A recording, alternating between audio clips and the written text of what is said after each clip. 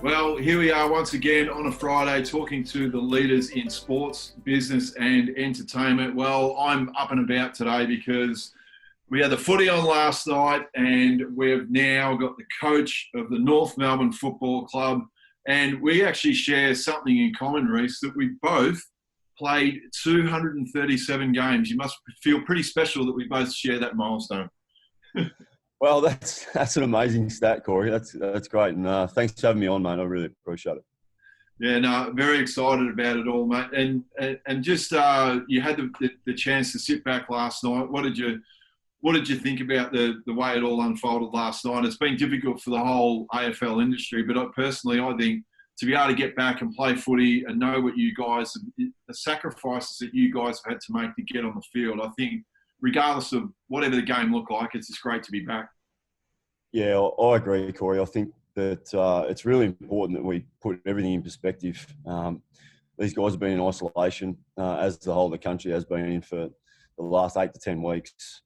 They've had a 3-week lead-in to the game, and last night, although it might not have been a great spectacle in terms of having footy back, it's just fantastic. And I thought the game towards the end, it was really exciting. The fact that it was a draw was probably a bit disappointing for both sides, but to see footy back, that's the most important thing. And I think we just got to take a breath and appreciate what the fact that footy's back and that we've got the privilege of watching it again.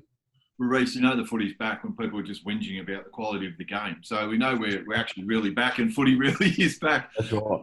But one funny story we're talking about off air. Now, you've got a little secret about, we all see the coronavirus test, and it's not the most pleasurable thing to go through. But as you said, North being North people, we understand the quickest way to, or tests, or we find out ways to get around things. But there's obviously no getting around it. There's one particular lane at Etihad Stadium that everyone seems to avoid. Yeah, we get tested twice a week, and we have to drive to Marvel. And we've worked out really quickly that lane 3 is probably not the lane. Lane 3. We're steering clear of that if we possibly can, but sometimes we get ushered into that lane, and we know what's coming. But the people there do a fantastic job, and it's just one of the many things that we have to do in these times, and we'll do them just to make sure we get on the park. Well, I don't know who the hell is in control of lane 3 out there, but if I was the North Melbourne boys, I'd be steering clear of lane 3 in no uncertain terms, because if she's watching this, it might, if it's not too gentle before, it might be going a little bit harder. It might be touching the back of the head by next week. Exactly right. Now, I did do a little bit of research from my interview. Now, you started your footy in Diamond Creek. Now, little birdie tells me that the old man Ray, was he the coach of under-13s out at Diamond Creek? Yes, so Dad, I started a little bit later. Mum and Dad were really keen for me to, I suppose, just wait a bit longer than all my mates to play footy. I think they were protecting me a little bit. But, Dad coached me in my under-13 year, I think it was, and that was the only time he coached me. But, that was an experience in itself. I wasn't a great player back then. I kicked a few goals. But at the end of the season, I worked out pretty quickly that Dad hadn't been voting for me in the best and fairest, because I don't know where I finished. I finished maybe a little bit higher in the league, best and fairest. I didn't come in the top 10 in the club. So Dad's totally wacky. So the old man was a little bit harder on you than what he was on everyone else, which is usually the case. Yeah, but he's a great coach, and he was great for all my mates, and they loved him, and he's obviously had a bit of experience in the capo, so he knew what it was all about, and we had a bit of fun that year. And you do mention your dad. Now, I was the biggest Collingwood freak as a kid. Obviously, the Shaw family and the Shaw name at the Collingwood Footy Club is immense. Like, as I mentioned, I used to go to the footy and watch your old man play. You had your uncle Tony. You got you and your brothers. Did it still have a fair amount of pressure being at the Collingwood Footy Club? Like you obviously, one of the biggest teams in the competition, if not the biggest. Do you feel that extra burden that when you go to a place like Collingwood, for starters, but then obviously, you got the Shaw name attached to you as well. Yeah, I don't think I really appreciated it, Corey, until I got drafted and actually played for Collingwood. I obviously grew up at the club and spent a bit of time there, especially when Tony was coaching, and having a bit of interaction with the guys the year before I got drafted, because Collingwood were pretty keen to get me in the father-son. So I played a bit of reserves footy the year before. And it wasn't until I got to the club that I really understood the magnitude of not only playing for Collingwood, but having the last name that I do. And I probably didn't cope as well as I could have or should have with that pressure. And that was part of my growth as a kid and as a human being. And it wasn't until I got to Sydney where I really found myself and understood what it took to play AFL consistently and at the highest level. But just going back, I know there's obviously a lot of the pressure that you've got the Shaw name, but it must have been incredibly cool that you obviously follow Collingwood as a kid. Like I said, I barracked for Collingwood, and to be able to number one, play for the club that you support is a big enough honour, but to be able to run out in the black and white, knowing that your dad and the family had such great history with the Collingwood Footy Club. Yeah. So it was a pretty special moment, and we knew from a long way out that I was going to go to Collingwood. It was probably halfway through my draft year that we committed to the club, and it wasn't until the draft day that it really kicked in, and it's a very special feeling, and to understand that the history continues with our family and Collingwood, and I was a big part of that at the back end, and to carry the name on. So it was pretty special. And what about, I suppose, like your old man had such history with the club and even playing in those grand finals. I think he played in 4 or 5 losing grand finals from memory. Did you feel like even going into the grand finals how many did you play? You played in 1 or 2 grand finals? I played in 1 in 2003, and I was emergency for the 2002 grand final. Yeah. So, did you feel any of the pressure going into those games? I suppose with Dad, and he hadn't really broken the duck in terms of getting the premiership medal. Did you, again, feel any of that other pressure going in there because Dad hadn't done it? Oh, certainly. I think going into 2003, Granny, and having performed pretty well against Brisbane only a couple of weeks beforehand, we were pretty confident, and but the pressure was immense, and I certainly didn't deal with it well that day, and it was one of the most disappointing parts of my life and my career, even to this day. So the pressure was there, but learned a big lesson that day, and carried that with me for the rest of my footy journey. Isn't it amazing, Rhyce? When you think about it, at North Melbourne, when I say we're always wanting to get and play in front of those big crowds. We're wanting to be exposed to those big crowds, so we had the finals experience. But now that you say it like you do, it's not only Collingwood. Yeah, they might get the advantage of actually playing in front of those big crowds, but I think the pressure once you get to the back end of September may be even greater than what it is even on other players, because you've got the weight of the Magpie Army on your shoulders. Yeah, it certainly plays a part, and it's whether you deal with it the right way or not. And I was privileged enough to play 4 or 5 Anzac Day games, and that's probably the pinnacle for us outside the grand final, and it's pretty special to be able to do that. Not only year in, year out, but we're playing in front of 80, 90,000 every week. So there is a lot of pressure. You understand that, but that was Collingwood, and that's what makes them such a great club. That the supporters and members just rock up and in their droves, and that's why they're so powerful as a business as well. You're right, and you mentioned you then went onto the Sydney Swans. Now, having that break from Collingwood, was that really like a bit of a weight off the shoulders? I know you mentioned a little bit about that before, but that was really then become the making of you as a player, like by going to Sydney?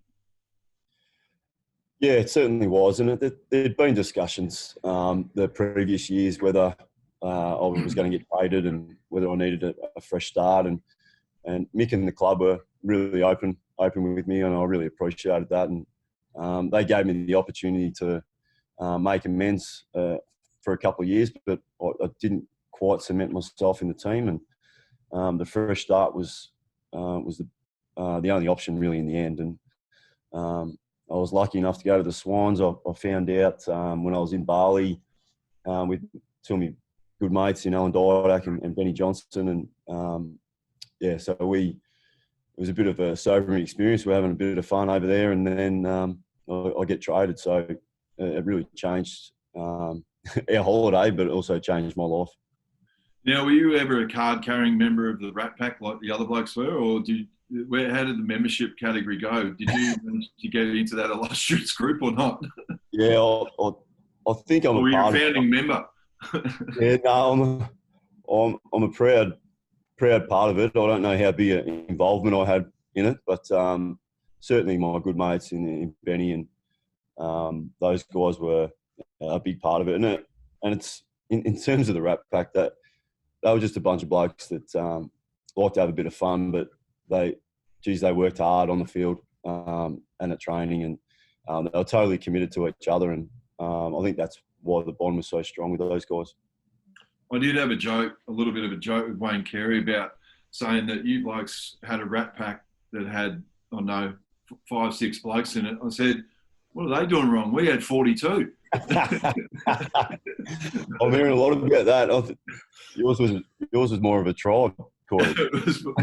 But is that also, when you're going in as senior coach, it does make you realise that it takes all sorts of different personalities to make up a football club. So I often say that a team full of nerds is not going to win anything. You need all sorts of personalities, and even, I mean, you highlight that, and I don't want to be the footy person that references the Chicago Bulls, but you've got all sorts of different personalities.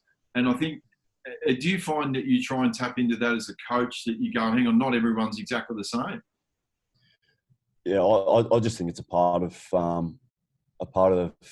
footy life now, that we've got so many different characters and guys are built differently, and the more we accept our differences and work to that common goal, the more successful we'll be. And we've got a few different cats at our footy club right now, and I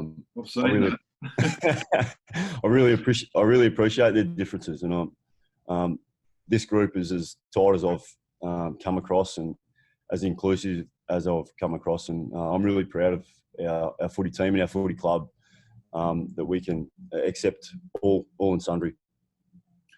And real quickly, when you went to Sydney, just on that Bloods culture, what does make it so special? Like, everyone talks about it, and it's also that, I'm not going to mention, there's one particular word with they talk about North Melbourne. I reckon it's more of a North Melbourne way rather than being like a shinbone of spirit. You know what I mean? So those parallels between the Bloods way and the North Melbourne way, do you find that they seem like, from the outside, without me going into Sydney, they seem like they are reasonably similar? Is that a fair enough assumption?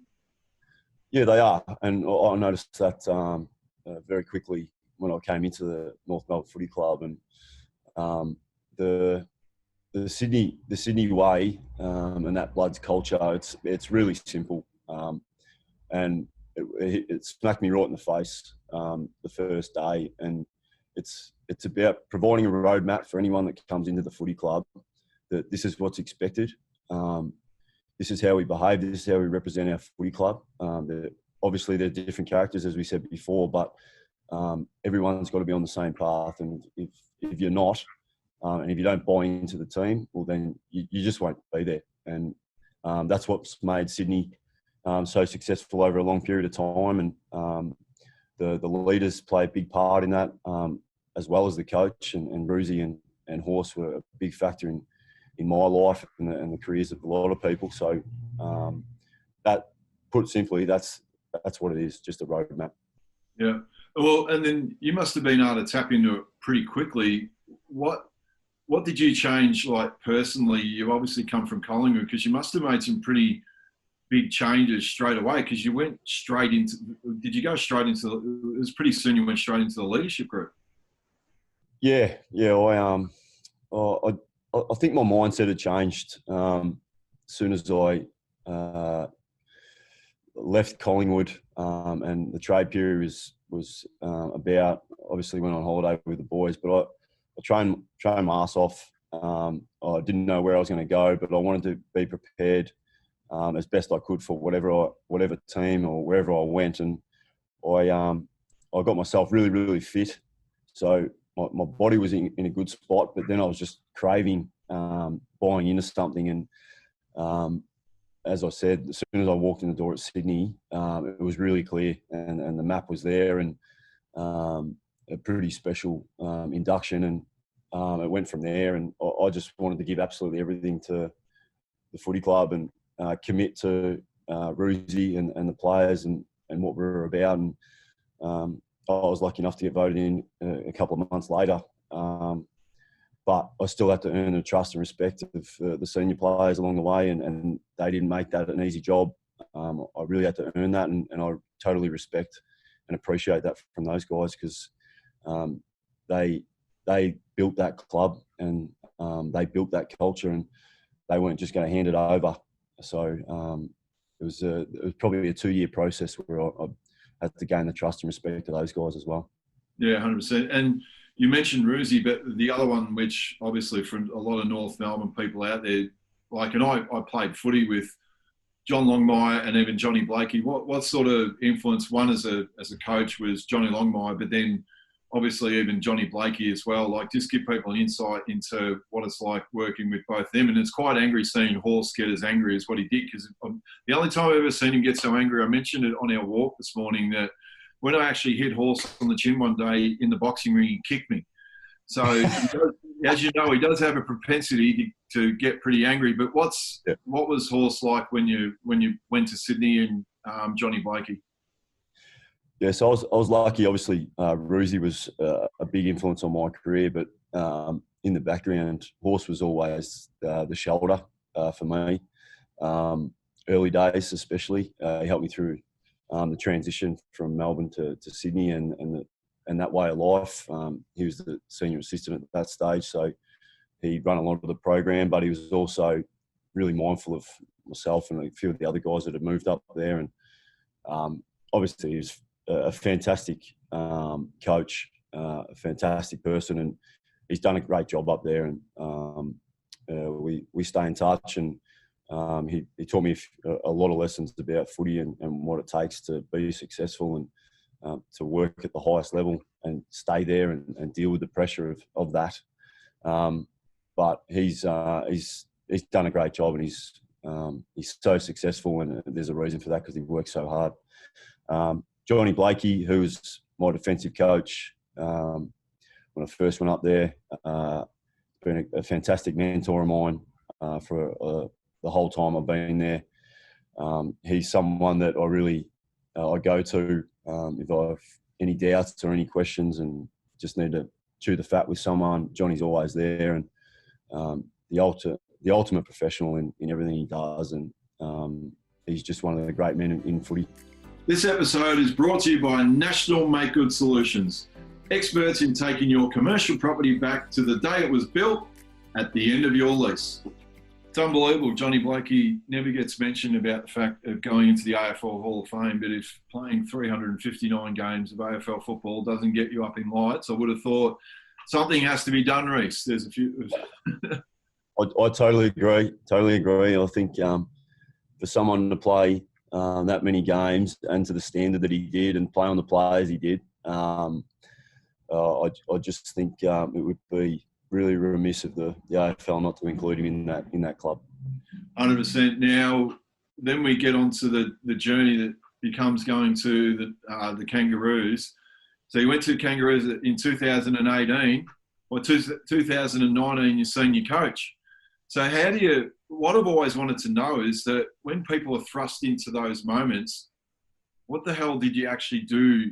What prepares you for it? Like, what immediately goes through your mind of, okay, they're asking me to do this job, and it was an initial just be the caretaker. But what goes through your mind when they first say, right, you're in the hot seat now? It's a very good question, Corey. I obviously came down having to move back home for family reasons. I've got two young boys, and we wanted to be closer to home, and my family and my wife's work would have been made a lot easier if we got back to Melbourne and she could work in the office. She was working remotely at the time, so we needed to move back, and North Melbourne was a great opportunity. I'd known Scotty since our Collingwood days, and he was a great development coach there for me, and worked really closely with him. And the opportunity came up when Josh Drummond went back to Gold Coast, and I was offered the defensive role. So that was fantastic. But 6 or 7 months later, to be asked to be interim coach was a bit of a shock, but something that I've been preparing for a number of years in my own mind. Didn't think it'd actually come to fruition 3 years in my coaching. But I'd certainly had my head around that's where I wanted to get to. But I thought it'd come just a tiny little bit quicker than I thought. But I think when I was asked, what went through my mind was how the players would react and how we need to best protect those guys, because this is a massive shift in a footy club when a coach that had been there for 10 years and done a great job and suddenly left, and the relationships that he had with a lot of the players, it was certainly going to be very hard on them.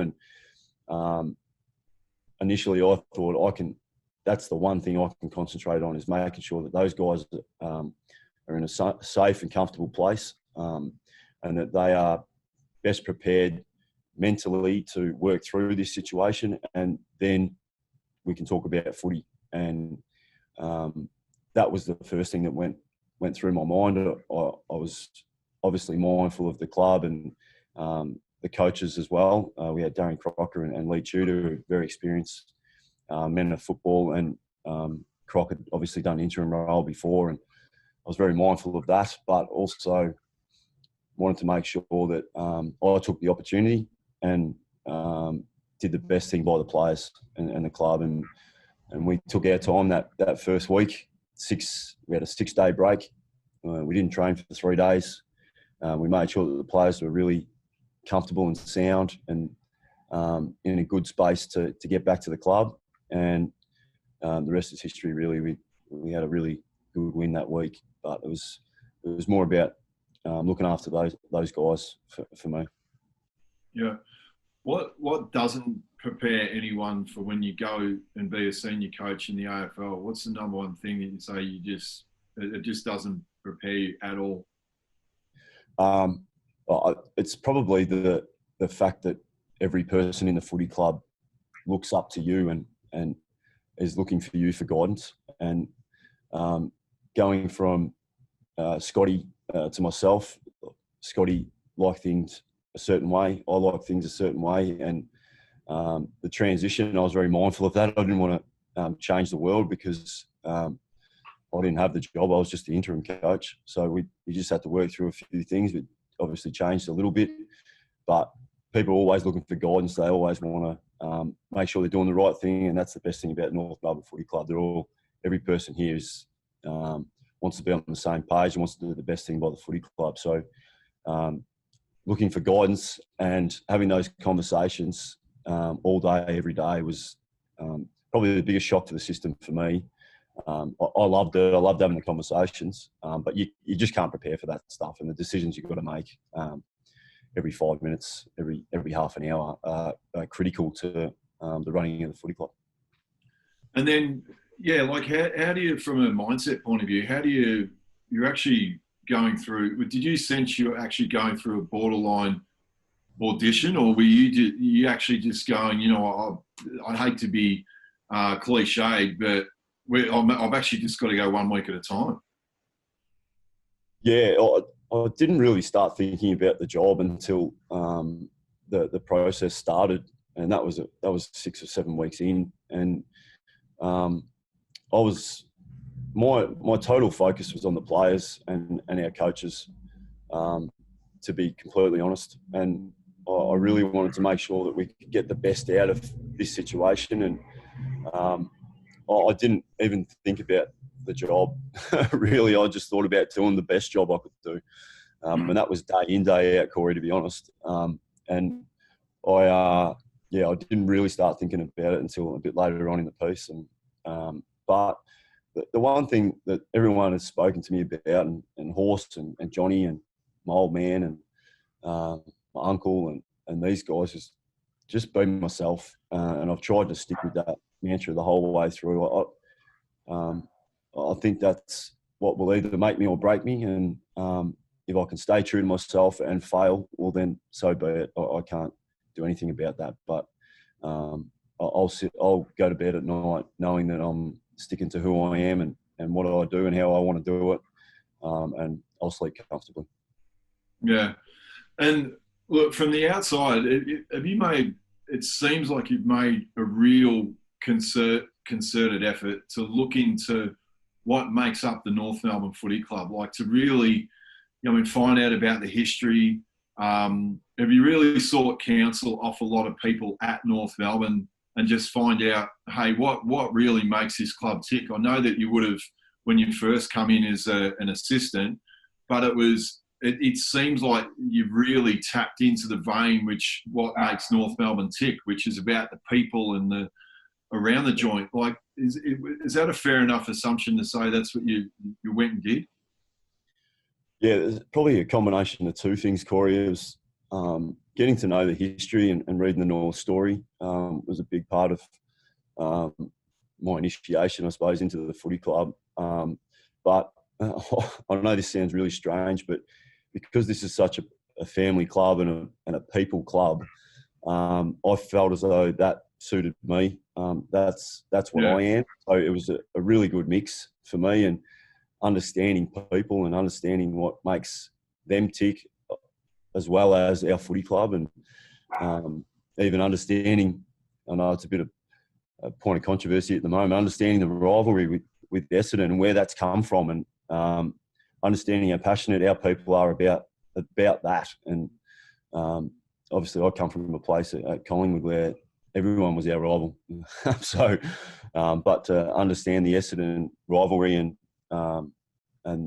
that played a big part, reading that book and understanding the trials and tribulations of our footy club, and the fact that we were so successful before we got inducted into the VFL at that stage. We'd won 5 VFA flags and had a couple of years where we were, I don't think we lost a game. So before we got introduced to the VFL, and I think just understanding that and being a footy head, and that gave me a good grounding into how I should go about it. And did you end up seeking counsel of someone like even Dennis Pagan, and like who were some of the names? I know there's going to be a lot of North fans out there that are reading this, probably salivating at the thought of who you actually spoke to. But did you end up speaking to people like Dennis, and was there anyone else that you spoke to? I spoke to Dennis once early days when I was interim coach. I think, and probably the biggest influence over this and over me in this period's been Glenn Archer, and the passion that he has for this footy club, and the conversations we had over a few months leading up to me actually gaining the full-time coaching role. I'll tell you what, we did a few laps of the Arden Precinct, Corey. I couldn't tell you how many we did, but it was. I thought Archer's days of doing laps were well and truly done. I'm sure he would have reminded you of that. Let's just say they were very slow. Yeah. But look, he's an absolute North Melbourne person through and through, as we all know, and he's very passionate about the footy club and what needs to be done to get us back to where we want to be, and how we want to be perceived. And I really appreciated his insight into what it takes and how he feels about the footy club, and he was by far the greatest influence on me in that space. And I think, look, aside from yeah, tapping into that history of the North Melbourne Football Club and having a greater understanding of it. I think the thing that I know it's refreshing as me I'm a fan to hear the talk of saying, well, we're not only there to win a premiership, we want to win multiple premierships. You know what I mean? Like, you may as well say it and put it out there so everyone knows, hey, that's exactly what we want to do. So I think that's been incredibly refreshing to hear it from a fan's point of view, that that's the way we're talking.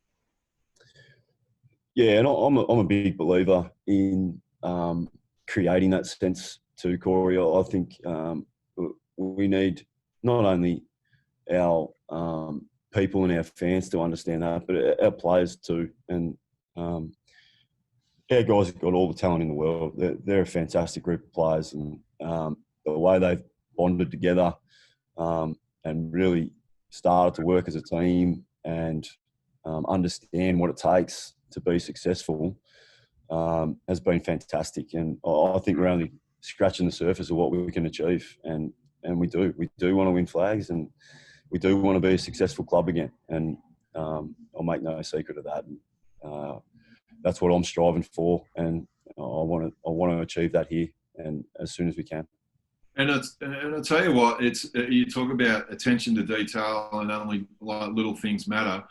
I know there's a couple of players, past North Melbourne players out there at the moment that are incredibly chuffed that over the last few weeks, they had some phone calls by some of the younger players on the list. And I think it was, you don't have to go into too much detail, but I'm only saying from the past players, sometimes there's a little bit of a disconnect with the past players and the current day players. But I'll tell you what, the players that actually got those phone calls, I can tell you for a fact, I could tell by the tone in their voice, they were just pumped that they'd actually got a phone call from one of the current day players.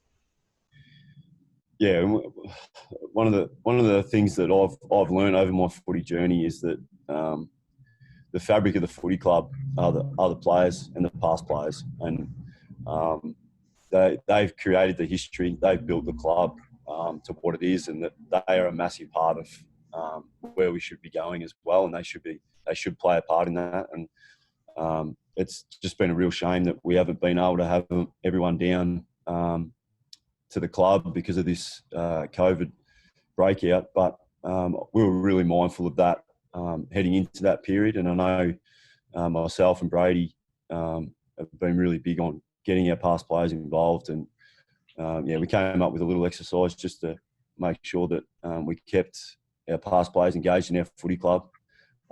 We'd love to get to more, and we'll make sure that we do that, and we keep our past players engaged. And speaking of Steve-O, he's really keen on making sure that happens as well. So we're going to work really closely together to get that up and going again once we can get everyone into the footy club, whenever that might be. But if we can't, we'll do the best thing we possibly can. And a couple of phone calls here and there, it might only seem little to the boys, but I know it makes a massive difference to past players from our footy club. And I was really proud of the way the guys went about it, and just tapping in a bit of their mentality in their playing careers and what made them successful.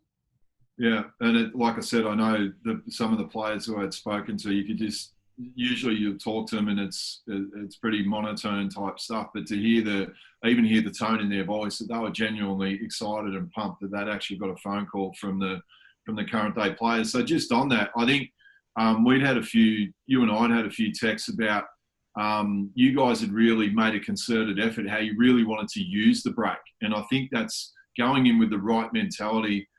I mean, obviously the pandemic was such a worldwide event in terms of the effect it was having on everyone's really mental fitness and how they were approaching things. But you really, I know it's one of the things you said to me, you really went into that break where you said you really wanted to utilise the break. How did you go about that with the boys? In consultation with all our coaching staff and our strength and conditioning guys and Braids, and we made some really strong decisions early that we would make sure that we set up a program that, one, the boys would essentially get flogged early days so that we could get a bit of fitness into them and then make some decisions based on where we went from there afterwards. but also set up a program that made sure they stay connected. We stuck to a schedule and a program that would essentially replicate what we do day in, day out here. Obviously, it was all online, but we didn't see any reason why that shouldn't take place. And players really appreciate that, I thought. And it's only a little thing, but the program that we set up and the buy-in from the players was fantastic. And I was really proud of them, Corey. And they did a great job. And the way they've come back essentially mirrors what they've done in the break. And I couldn't be happy with the way they've returned and the way they've gone about the last 3 weeks. But yeah, our decisions early when we found out really set up the whole COVID break. Yeah. Now I'm going to try my technological skills here, Rhyce. I'm going to admit Anthony Cook. He's actually got a question for you. Let's see how we go here. There you go. All good. How are you, Corey? Very good, mate. Very good. Now you're a big Kangas man, I gather. Yes, definitely, most definitely. Yeah. So look, you can fire away. Got the senior coach and fire your Sunday best question. Certainly. Hey, Rhyce, how are you? Hi, Anthony. Just a quick question. I just wondered, you've had some great coaches over your career, and it's just wondering if who has been your greatest influence over your career in the way you coach, or is it more that you're creating your own style as a coach? Well, that's a great question. I have had some really great coaches in my career. Started with Mick Malthouse at Collingwood. Went to Sydney with Paul Roos initially, and then John Longmire towards the back end. So I've been really privileged in that regard. I've probably taken a little bit from each of them. As I said to Corey before, I'm really mindful of being myself and doing what I think's right and in my way, whilst also tapping into the learnings from my previous coaches. So to answer your question, I've learnt from my past, but also very mindful of being myself. Cool. Yeah, that's awesome. Thanks for that. Thanks. Good stuff, Anthony. Great work. Now, Rhyce, a few final questions. Ever appreciative you've made the time out today to have a chat to us. But round one, 29 points down at half time. What's the coach thinking at half time? Yeah, it was a fair conversation coming down from the coach's box. But we were really clear. We sat up there for about a minute, 2 minutes, and really narrowed our focus onto what was actually going on. And to be blatantly honest, we just weren't great in the contest, and we pride ourselves on that. And everything stems from that. And we quickly turned that around. We thought our defence stood up pretty well, even though we were down. St Kilda hadn't kicked a big score, so we knew that was in pretty good order. But we just had to get our hands on the pill and make some tackles. And the boys certainly went out and changed things in the second half, and I was really proud of them. And to outscore St Kilda 40-8 in the second half, and really go to work on our North Melbourne brand of footy was really pleasing to see. And I think the boys have taken real confidence from that going into the break and then into this week. And yeah, we've got the Giants on the weekend, so you won't be able to give them a head start like St Kilda. So I imagine the start's going to be a huge focus on the weekend. Yeah, look, they're a top-notch team. Played in the grand final last year. They're right, as I said during the week, they're right in that premiership window. But we see ourselves in the same light, and it's going to be a fantastic game of footy. And I know our boys are ready, and our boys are up for the contest. So I just can't wait. I can't wait to get up there, to be honest. And look, one last question before I wrap it up. So what do you want the Rhyce Shaw legacy to look like in North Melbourne? You and I are having a beer in 10 years' time. Hopefully, what does that look like? I know that we want some silverware, that's a given. But how do you want the Rhyce, like at the end of it, that people say, you know what, that period with Rhyce Shaw, this is what it stood for? Yeah, it's something that I speak a lot about with our players and creating that legacy of sustained success. And we want premierships, but we want to play a style that's ours, that's authentic to us, and that our fans and members can be really proud of, and they know they're going to get every single week. And if we get beaten by a better team on the day, not trying to play a different brand of footy. We're playing our North Melbourne brand, which is hard, tough footy, and exciting going forward. And that's what I want our people to talk about when I leave the footy club, and hopefully they're proud of North Melbourne having a real identity and a real brand of footy that they love to watch. And it certainly is. Well, look, mate, it's been an absolute pleasure to sit down. I know, as I said, I was like which people find this funny, even though you played for the footy club, you end up turning into a bit of a fan, nearly like a bit of a Nuffy fan.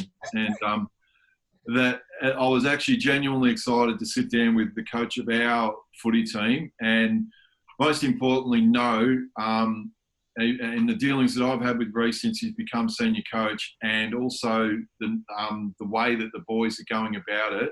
The North Melbourne Football Club is in bloody good hands at the moment, and can't wait till we can all go back to the footy and we can really take on the bigger mobs of the competition. And let's hope that we can. I was going to say drive towards September. We don't want September. We want the one day in October, don't we? That's right.